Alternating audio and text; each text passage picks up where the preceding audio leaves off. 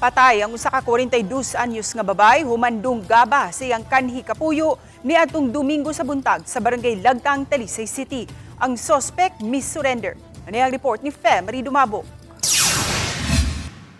Nahitabo ang pagpanunggab pasado alas 10 Domingo sa buntag, October 26 ilang panimay sa biktima sa Sitio Quadra, Barangay Lagtang, Dakbayan sa Talisay.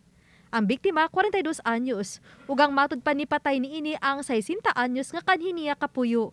Adunas li upat ka mga anak, nagkabuwag na matud pa ang duha ka pinusa ka tuig na ang nakalabay. O gitugutan lang makaduaw sa ilang panimay matag karunog unya ang suspitsado. Gitanaw nga motibo sa krimen, selos, kaya dunay hinigog mga langyaw ang biktima.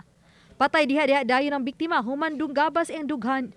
Daling misibat ang suspitsado human sa krimen. Ingon pa doon na nagbahis-bahis na rin ko nung sakyanan diri niya bios o inuubang ko nga ito na i-back up pa. Oh, nga mo ito yung istorya nila diha. Nagsinyagitay na. Si Joy rin. Pag adto na ko dito, nakasakay na ito. Ready naman ang sakyanan diha. Nakadaga na.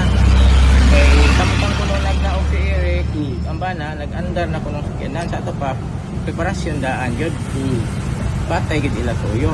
Sa getaway vehicle niya, na ay cohort ani. Pero dili pa na mo ma-divulge, no?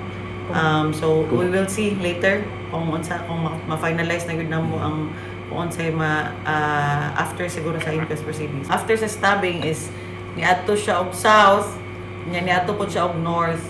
Bitahan ng suspitsado uban sa iyang mga abogado sa Mandawi City Police Office nga mooy mi-turnover kaniya sa Talisay City Police Station.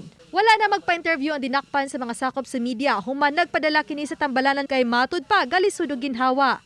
Apan matud ni Maramag, ipasakag yun ang kasong murder, batok sa dinakpan. Naman tay mga ginabuhat no nga ni-cooperate pod nga families niya o families pod sa victim nga mo lagi na nga mo siya mo surrender na lang siya o mo face sa kaning yang sa consequences. Uban ni Clans Gabutin og Rod Prado, Mary Dumabo.